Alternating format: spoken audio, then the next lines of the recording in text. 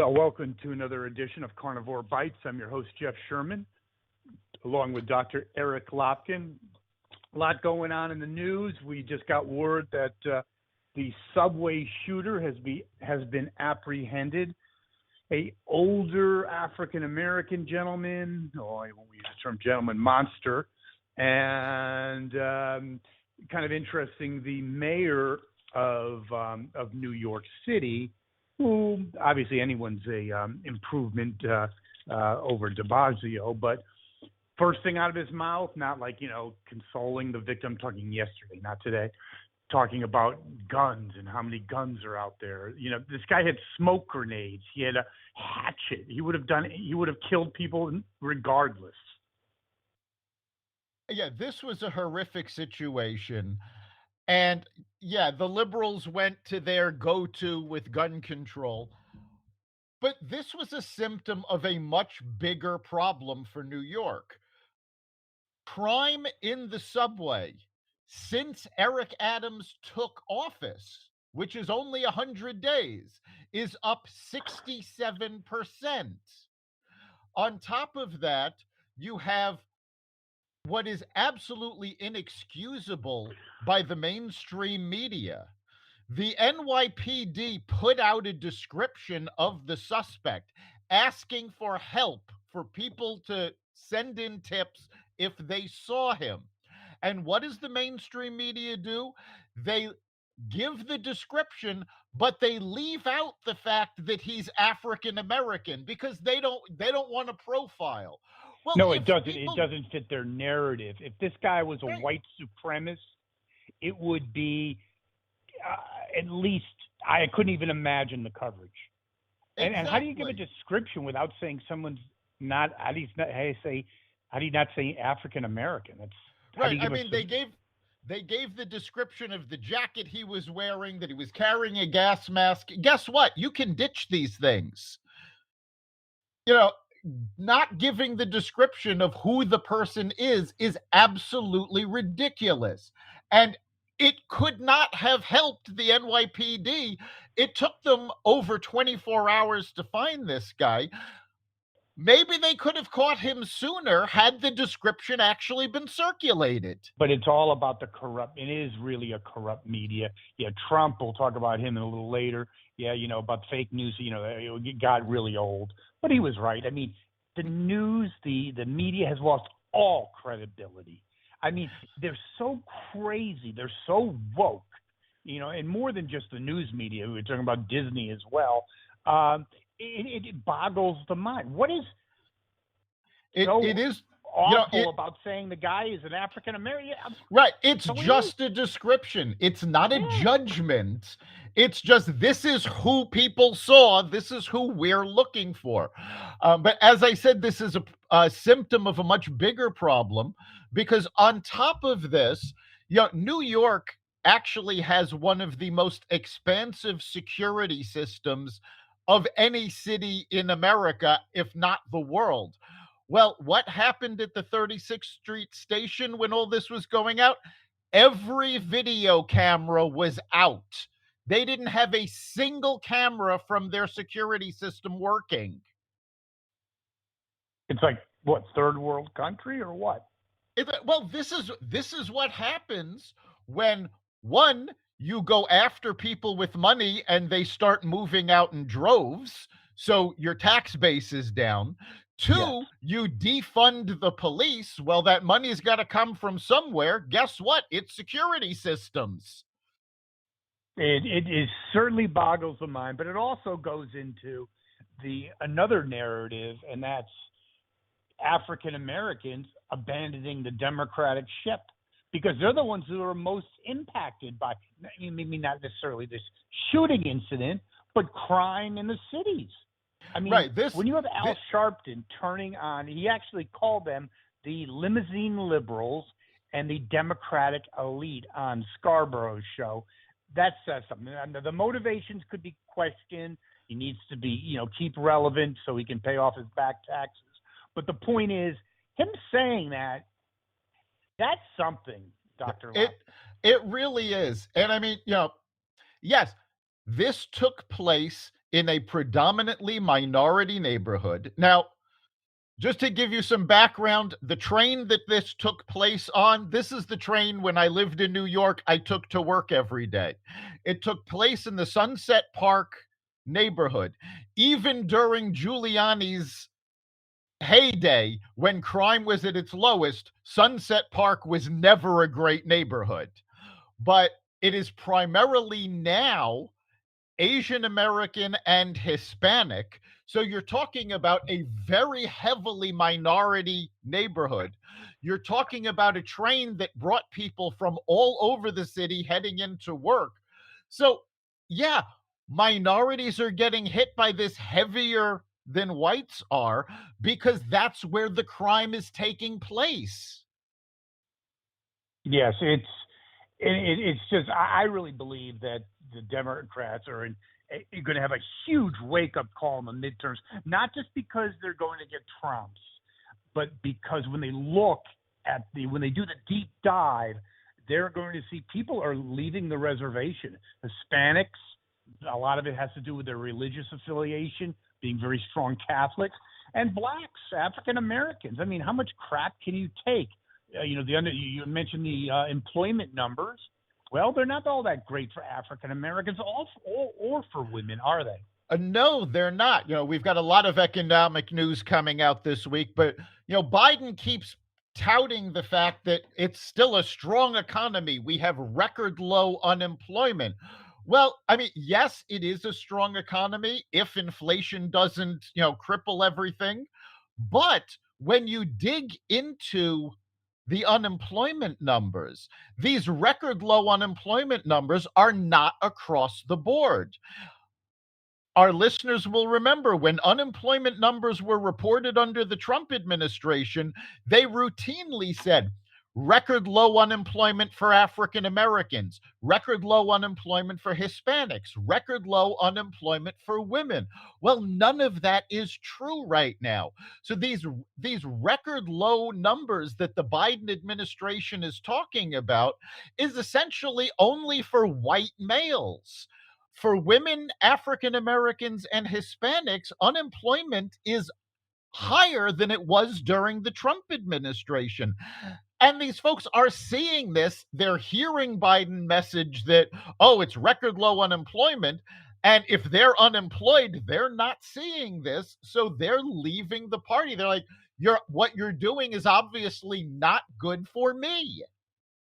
And that's actually Sharpton, who I've never been a fan of, exactly his words. African Americans are saying, you are not working for me. Your policies are screwing me over. Okay, so it's just interesting to see. But it is very interesting when you look at the inflation numbers. Inflation is, let's just say here, what is it now? It's 8.5%. With the wholesale index at 11.2%. That is unsustainable. And by the way, the Fed, Yeltsin asleep at the switch. My God, reacting way, because she's a political hack herself, but reacting way too slowly. And by the way, a recession is almost inevitable with those kinds of inflationary numbers. You have to, first of all, there's less discretionary income to spend, so people aren't going to go on that, or eat out, at the fancy restaurant, or go to a vacation or whatever. Plus, the Fed's going to have to raise interest rates. You can't have interest rates at 2% with inflation out of control. It's impossible. It's unsustainable. Well, the Fed has already said they're going to be raising interest rates, and they expect to be raising it fairly quickly. So that when interest rates go up that fast, yes, it tends to trigger a recession. And I just want to take a moment and make sure our listeners understand what these numbers are. The 8.5% number is the consumer price index. This basically says in the last year, the prices that consumers are paying for everything they buy, from energy to food to rent to, all encompassing, has gone up 8.5%. The second number we mentioned was the PPI, the producer price index. Yes. That's up 11.2%. That's the percent over the last year that prices have gone up for companies to purchase the supplies that then they make And into that's a the lagging product indicator, for not a leading indicator. That no, goes no, down the no. pike. No. PPI is a leading indicator because those prices that the companies are paying eventually get passed down to the consumer. That's my So point. the It's a lagging because it hasn't hit no, yet. So if you no, look no, at the no. two, you got No, that's a leading indicator. A lagging indicator okay, means it yeah, happens I after the stand corrected. point. What I meant in the terminology of the consumer.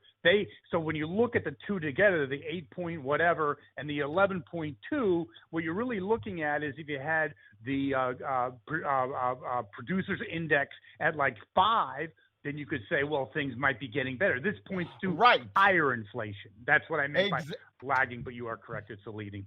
Yes, it's a leading indicator on inflation, and it just shows things are going to be getting worse. And Democratic economists came out over the past week and they said they don't expect inflation to ease until next March. Well, there goes the midterms, right? Yeah, that's going to blow away the midterms. And a couple of pundits were talking about this, and they said, the problems at the southern border, when it's not covered on the news, the general public doesn't pay attention to it. The war in Ukraine, if it's not covered on the news, the general public doesn't pay attention to it. But the price of gas and the price of food, there's no way for the Democrats to hide it because people see it every day of their lives. It's right in front of them, and people are not happy about it. That is true, but you also see, not that it's a groundswell, but you do see fissures there's cracks in the media protection racket against or protecting Biden. You see it coming out because there's just too much there. Everything he has touched is a disaster, and in spite of the lapdog media, the polls are shocking. 7% believe the country is doing well. 7%, and inflation, 26% believe he's doing a good job. I'd love to meet those people. They're true brainiacs, I'm sure. And it's 31% believe he's doing a good job on immigration. But he's still I don't think he's doing anything. The people in charge are just doubling down. Maybe they feel that this is the last opportunity for a liberal/socialist land grab. It really is ridiculous. And it's funny because it actually came out last week that some of the polls that gave Biden higher numbers were rigged because they were asking the wrong people. Yes, and CBS News was one of these.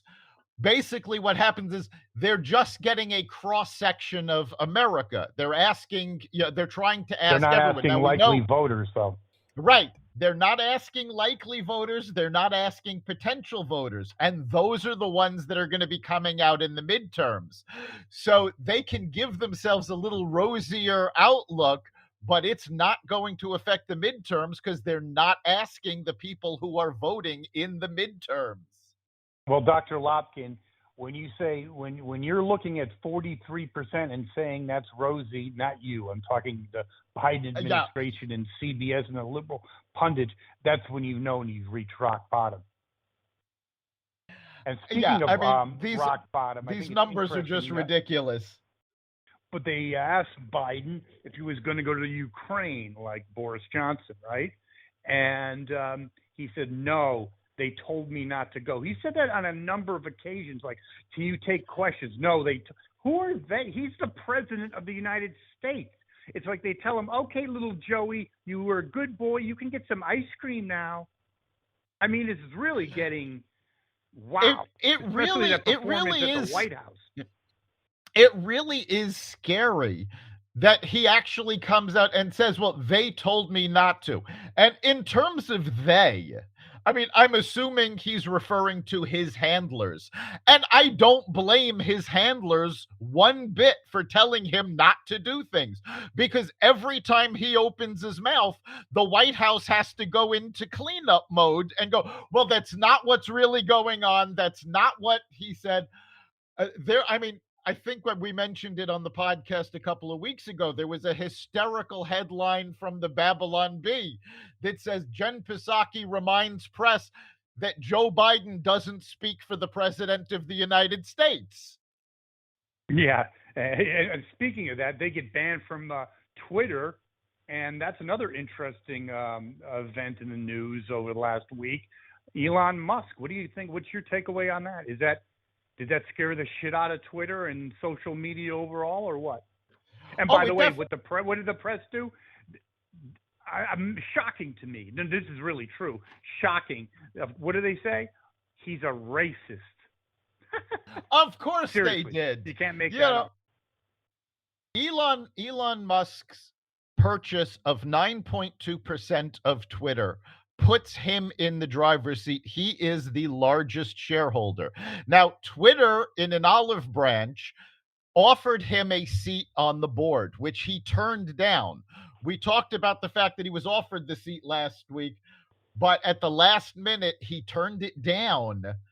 And it's the best decision he could have made, because on the board of directors, he's limited to buying 14.5% of the company. So he cannot get a controlling interest. He has a fiduciary responsibility to the shareholders of Twitter as a board member. So it hampers what he can do. As an independent investor, he can do a hostile takeover, and he actually has the money to do it. He can buy a controlling interest. He can be an activist shareholder, shaking things up. He is much more dangerous to Twitter as an independent shareholder than he would have been on the board. And board is a good way to just shut him up. Yes. So Absolutely. he made the right decision. Meanwhile, because he didn't take the seat on the board, the stock price went down. Twitter shareholders are going to try to sue him for making the shares go down. Twitter employees are so woke, they needed a day off to deal with the trauma of Elon Musk stepping up to make changes to Twitter. Okay, at this point, I really hope he does a hostile takeover and just does a clean sweep and gets rid of all of these people. Bill Maher and Joe Rogan on Joe Rogan's podcast talked about all of this. Now, we all know Bill Maher has been a huge liberal for a long time.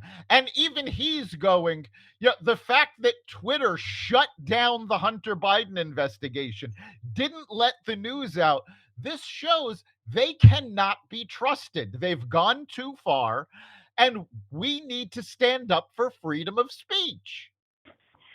Without a doubt. And I think this is going to have obviously huge repercussions. It'll be interesting to see how it all plays out. But speaking of woke, wokeism in the corporate sector, you have Disney going way over a bridge too far with the whole LGBTQ initiatives. I mean, to the point that if I had young kids, I would seriously question about them going to a Disney event or movie. And the recent polls say that 68% are not pleased with with Disney's action.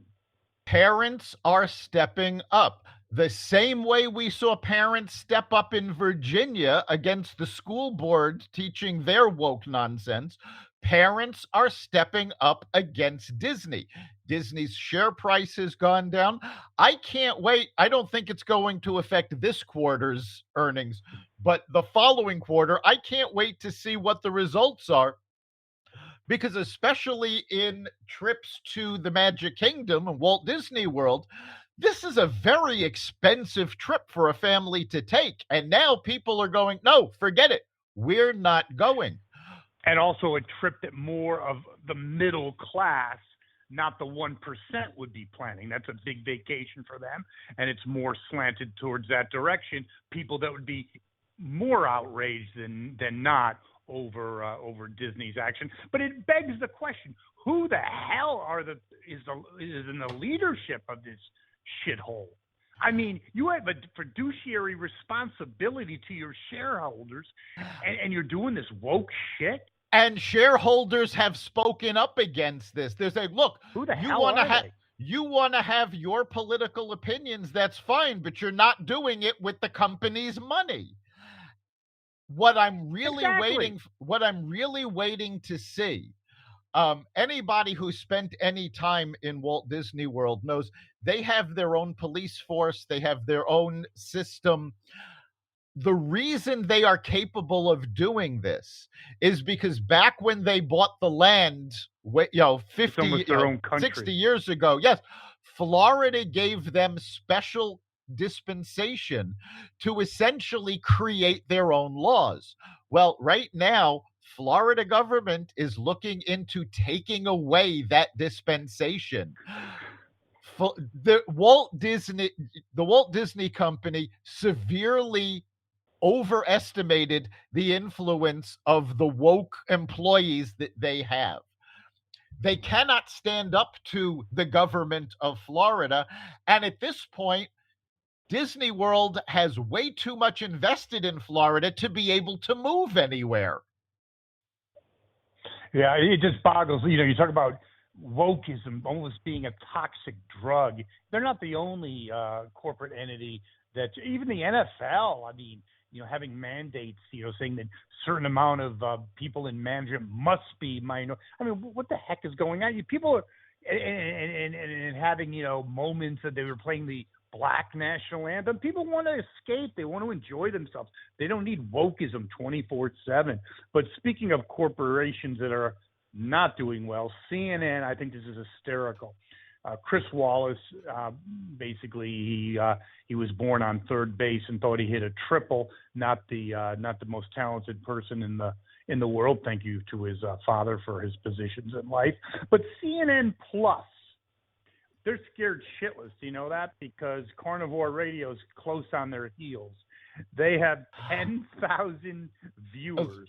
Chris Wallace is freaking out because he made the move from Fox to CNN Plus. But the interesting thing to me, referencing back to my education in economics, is that there's something called free goods and then goods you have to pay for. When something's free, it's free. Okay, so you can easily overestimate your importance.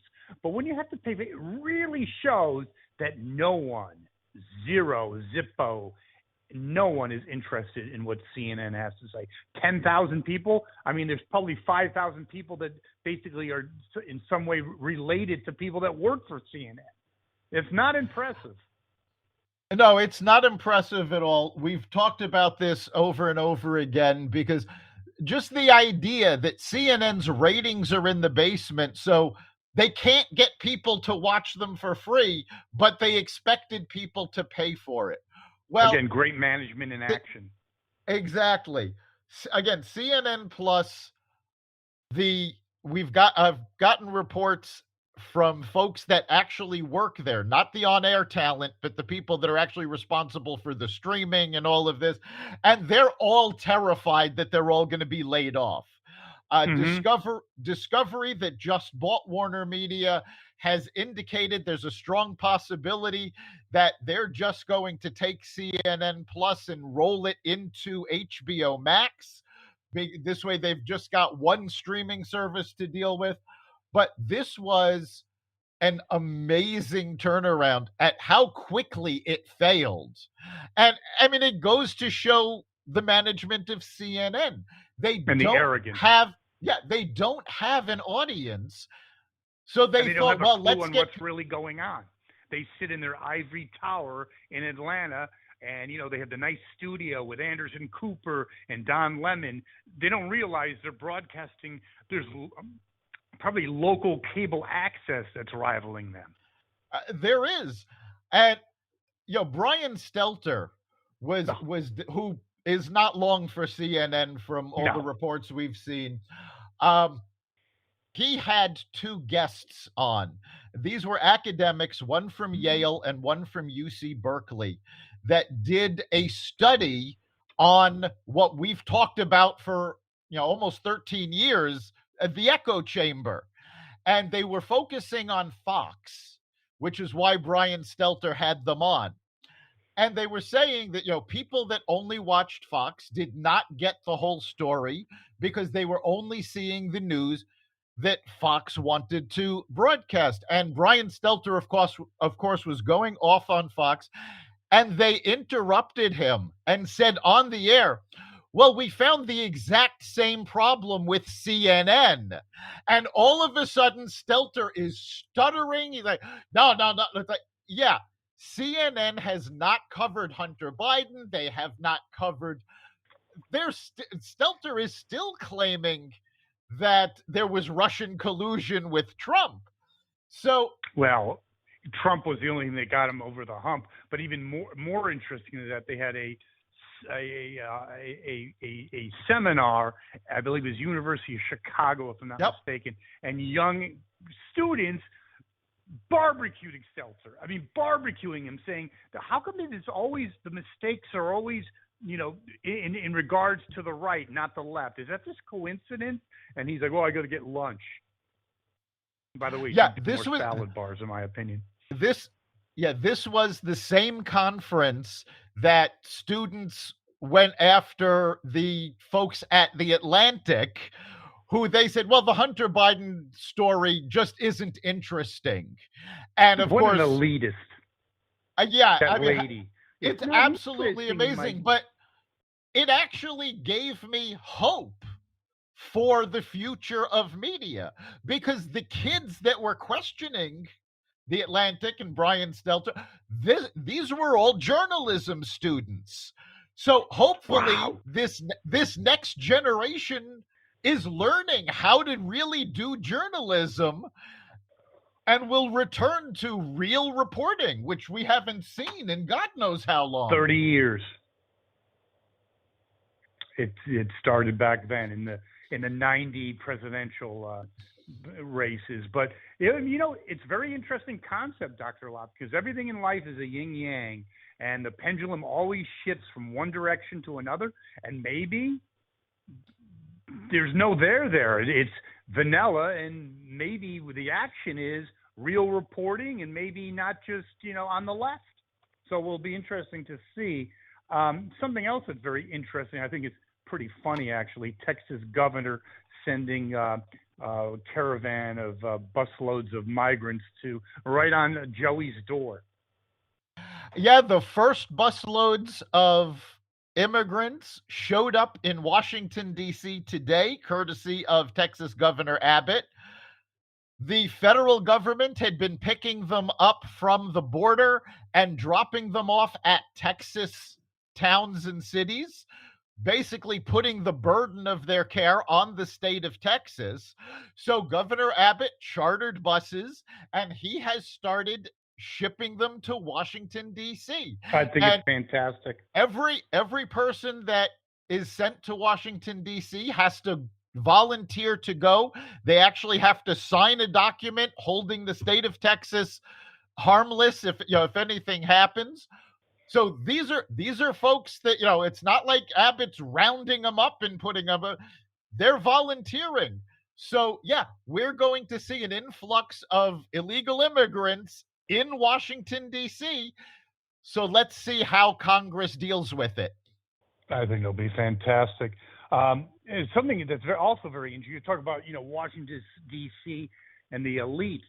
I don't think she's going to lose, but there's growing discontent with Nancy Pelosi in San Francisco and with minorities. Reflecting on her being basically a fossil. Not just because she's old, but her viewpoints. They're not in touch. They're not aligned with the needs of people in San Francisco, especially the working and lower class. If you take a look at the city of San Francisco over the past 10 years, it has become absolutely unaffordable for the middle class, never mind the lower class.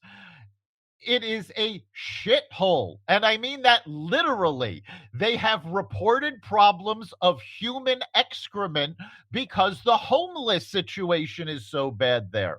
And Pelosi is pushing policies that's been making it worse and worse. People are leaving California faster than any other state. And it's because these woke policies are making it unlivable. Well, that's what liberalism does, and the democratic governance, in terms of their philosophical beliefs, is what you are left with. Is any liberal state, Connecticut included, you have the rich rich, and you have the poor poor, and the middle class gets the hell out of Dodge. So you have Westport in Connecticut, and then you have Bridgeport. Yeah, They're both that's ports, but believe me, they're not on the same ocean. no, they're very different places. And it is amazing because you bring up Connecticut. Connecticut's got a gubernatorial race this year, and the political ads have already started. And Ned Lamont, the incumbent Democrat, has been airing commercials saying, "Well, we brought everybody together. We Mm-hmm. have we've fixed the deficit that we had. We now have a budget surplus." And the fact of the matter is, both state houses and the governor mansion in Connecticut are all controlled by the Democrats. They haven't listened to the Republicans at all, so they haven't brought anybody together. And the surplus that the budget is now showing has nothing to do with Lamont's policies. It's because the state of Connecticut, as well as other democratically run states, were bailed out in the American Rescue Plan. Well, it was an American bribery plan, basically covering for the inadequacies of liberal governorships around the country. But there you go. They couldn't run a gas station, liberals, but they're amazingly great at rigging things, aren't they? Yes, Looking at the political landscape as well, we talked about this before, but I think increasingly we're seeing Trump fatigue. Sununu, the governor of New Hampshire, was making a joke at some GOP gathering, saying that Trump's not crazy enough to be committed, but he is. If he was ever in a mental hospital, he ain't getting out. There was a joke, but as you read further into the article, basically saying behind the scenes, people are not as enamored, and polls are showing a shift. So you never know. Things do not stay static. I'm not so sure he's a shoo-in. No, more and more Republicans are saying they don't want Trump to run. I can't blame them. He's so divisive. But you're also seeing more of these Republicans coalesce behind Ron DeSantis. Yeah, I think he's the one. He's fresh, he's young, and also in the article, just real quick, is they were saying that people are really sick and tired of enough with the 2020 rig. It's old. Shut up already.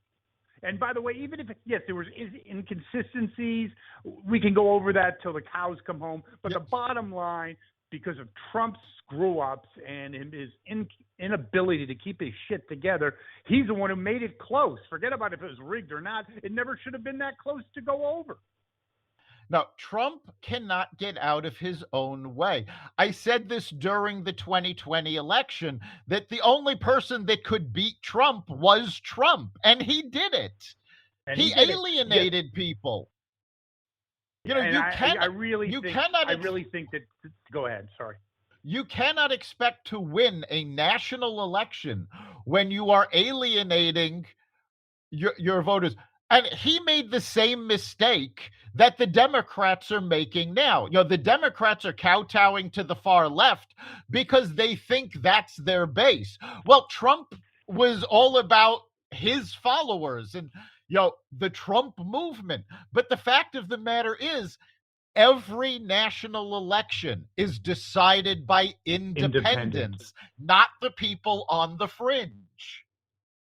Yes, but with his ego, he could not prevent himself or help himself from just naturally gravitating for the people, the sycophants that love him, and I think even towards the end, he actually started losing it.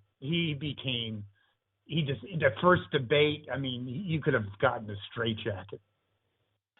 Yeah, I mean, I don't completely blame him because he was the first president in history that had both parties lined up against him from the Agreed.